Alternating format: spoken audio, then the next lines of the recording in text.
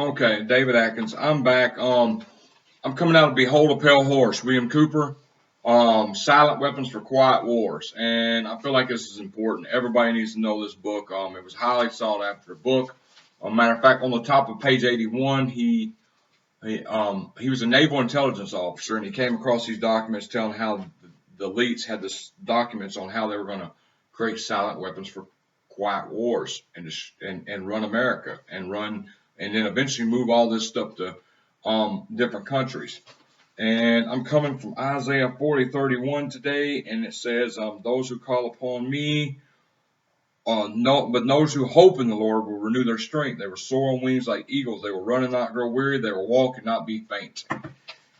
Well, anyway, I just think it's interesting. I love this book, so I was wanting to do this today, and then I'll get back on the target and stuff. But this is part of targeting, if you think of it. It's just not directly at us; it's at everybody.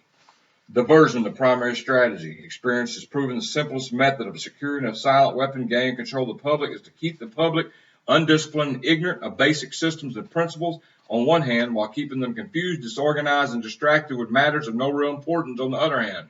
This is achieved by disengaging their minds, sabotaging their mental activities, providing a low-quality program of public education in mathematics, logic, systems design, and economics, and discouraging technical creativity.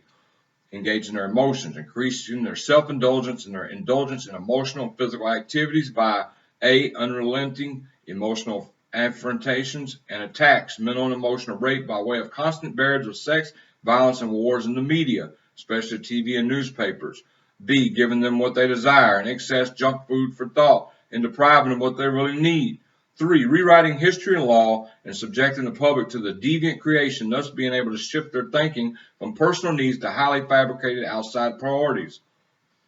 These preclude the interest in discovery of these silent weapons of social automation technology. The general rule is there's profit in confusion. The more confusion, the more profit. Therefore, the best approach is to create problems and then offer solutions. Diversion summary. Media keep the adult public attention diverted away from the real social issues and captivated by matters of no real importance. Schools keep the young people ignorant of real mathematics, real economics, real law, and real history. Entertainment. Keep the public entertainment below a 6th grade level. Work. Keep the public busy, busy, busy with no time to think. Back on the farm with the other animals. Consent, the primary victory. A silent weapon system operates upon data obtained from a docile public by legal but not always lawful force. Much information is made available to silent weapon systems programmers through Internal Revenue Service.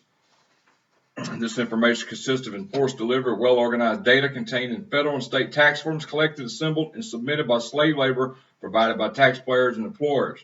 Furthermore, the number of such forms submitted to the IRS is a useful indicator of public consent, an important factor in strategic decision-making. Other data sources are given in a short list of inputs.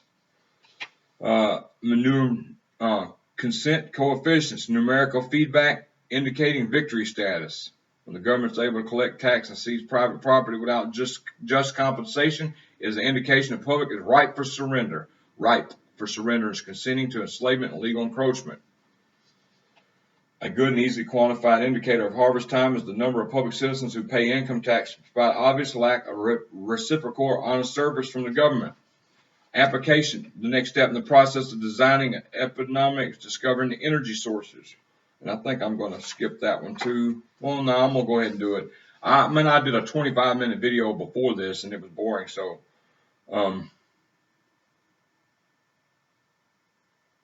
nah. Logistics. The successful application of strategy requires a careful study of inputs, output strategy to connecting the inputs and outputs available energy sources to fuel the strategy.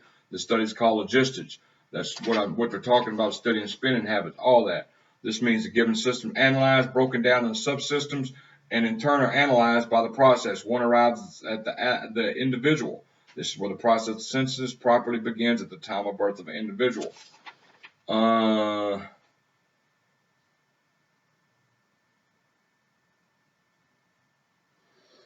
Let's see, the artificial womb. From the time a person leaves its mother's womb, it's every effort directed towards building, maintaining, and withdrawing into artificial wombs. Various sorts of substitute protective devices or shells. The object of these artificial wombs is to provide a stable environment for both stable and unstable activity.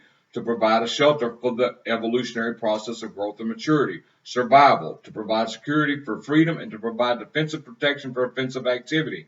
This is equally true of both the general public and the elite. However, there's a definite difference in the way each of these classes go about the solution of problems. The political structure of a nation dependency. The primary reason why the individual citizens create a political structure is a subconscious wish or desire to perpetuate their own dependency relationship with the childhood. Simply put, they want a human God to eliminate all risk from their life, pat them on the head, kiss their bruises, put a chicken on every dinner table, clothe their bodies, tuck them into bed at night, and tell them everything will be all right when they wake up in the morning. This public demand is incredible. So the human God, the politician, meets incredibility with incredibility by promising the world, delivering nothing. So who's the biggest liar, the public or the Godfather?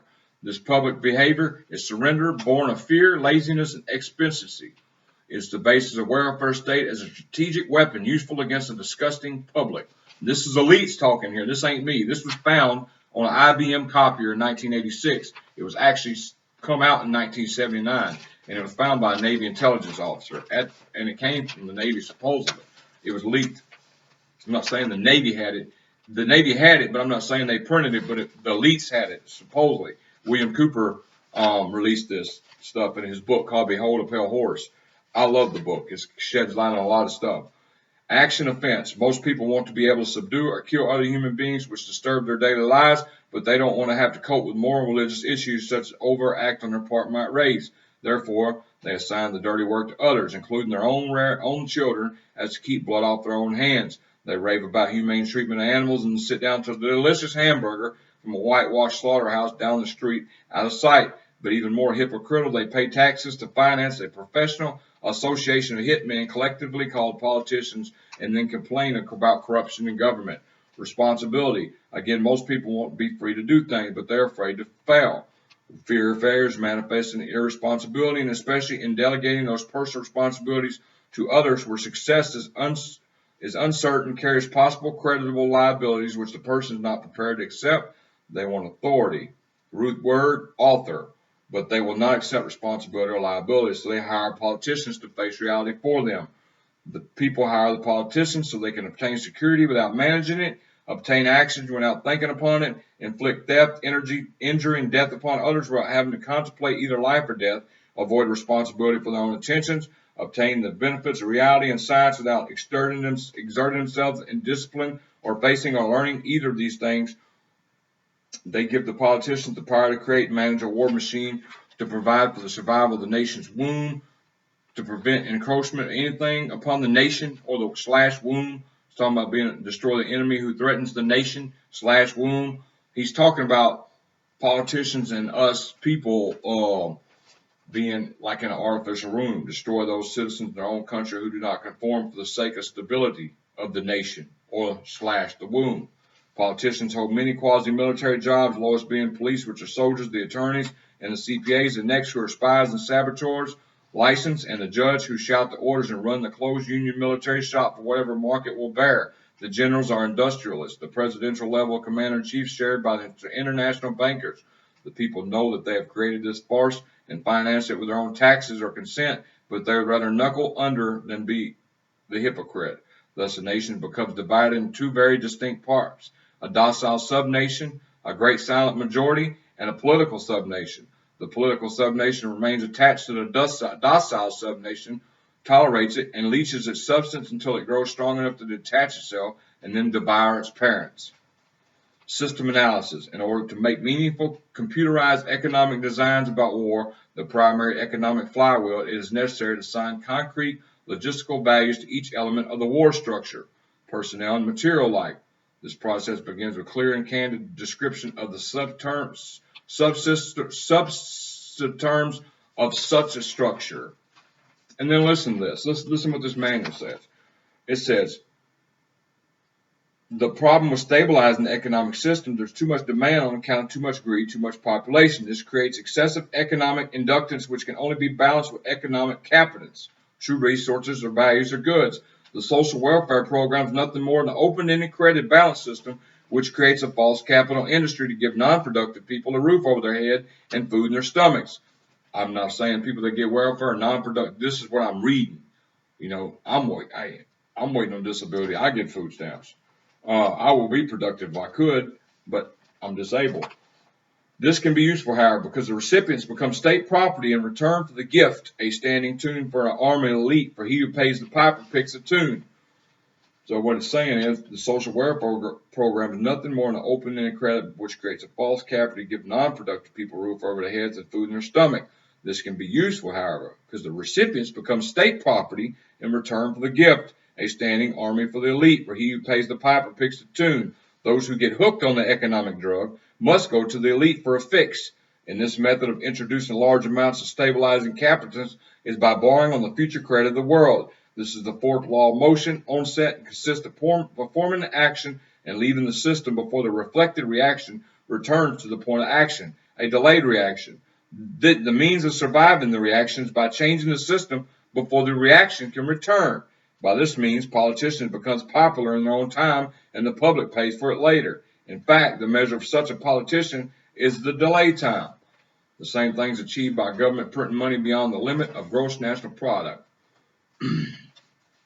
They must eventually resort to war to balance the account, because war ultimately is merely the act of destroying the creditor, and politicians are the publicly hired hitmen that justify the act to keep the responsibility and blood off the public conscience. If the people really cared about their fellow man, okay. Since most of the general public will not exercise restraint, there are only two alternatives to reduce the economic inductance of the system. Let the population bludgeon each other to death in war, which will only result in total destruction of the living earth, or take control of the world by use of economic silent weapons and form a quiet warfare to reduce the economic inductance of the world to a safe level by a process of benevolent slavery and genocide. The latter opinion has been taken as a better one. At this point, it should be crystal clear to the reader why absolutely secret about the silent weapons is necessary. The general public refuses to improve its own mentality and its faith in fellow man. It's become a herd of proliferated barbarians, so to speak, a blight of the face of the earth. They do not care enough about economic science to learn why they have not been able to avoid war despite religious morality, and the religious self-gratifying refusal to deal with earthly problems renders solution of earthly problem unreachable by them. It is left to those few who are truly willing to think and survive as the fittest to survive, to solve the problems for themselves as the few who really care. Otherwise, exposure of the silent weapon would destroy our only hope of preserving the seed of the future true humanity. Go figure.